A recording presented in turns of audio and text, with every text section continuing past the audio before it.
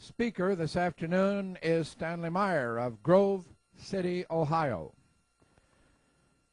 Stanley is a research and development engineer, and he has published one book called The Birth of New Technology, which is also the name of his presentation, or the subject of his presentation today, The Birth of New Technology Using Water as Fuel.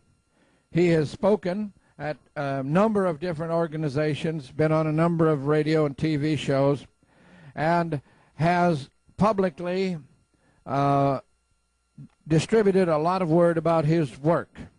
So I don't want to take a lot of time further. If you can run your car on water, and if you're interested in that, that's why you're here today. That's the subject of his work. I will only ask him at some point to cover the question that everybody will want to ask, or most people will want to ask, and I know he's been asked it many times. You know, if your stuff really works, how come you're still alive? I've had that question asked to me already a dozen times or more, and I'll just ask it now so you won't have to come to the microphone and ask that question when it comes time for that. Nevertheless, I know you're going to be very interested and have a lot of fun listening to Stanley Meyer tell you about his work and research and development in using water as a fuel. Welcome, Stanley Meyer. Thank you very much. Thank you. Thank you. Well, to answer that question very quickly, hopefully, when you go home tonight, I want you to look in the King James Version of the Bible and look up Job 38, verse 22 and 23.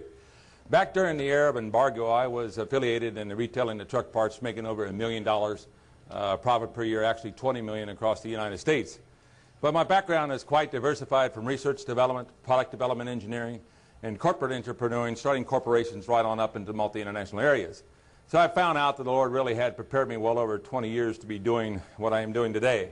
And during the Arab embargo, when our trucks stopped along the road, it became quite serious that if we had no way of starting the trucks and start moving goods and services in and around Columbus, Ohio, then within a relatively short period of time, the masses of people in the Columbus, Ohio area and across the United States will be facing a tremendous problem, because the food supply chain in the United States is roughly around 27 days, and the food supply chain in the world is less than that. And asking certain questions as to why we have an energy problem, I found out that something happened in this country that even the experts never really anticipated.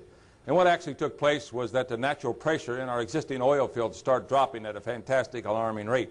So much, in fact, that we started importing foreign oil of around 5%, around 65, and by 1975, the President of the United States said that we must come up with an alternate energy source if we are to survive. We have not reversed that dependency on foreign oil. The Department of Energy, DOE, has admitted to the American people that we are now dependent well over 63% on foreign oil. If that oil is cut off to this country in any way, shape, form, or fashion, in a relatively short period of time, this country could really be excited into war. You know, if you go hungry, then people start to try to do something about it.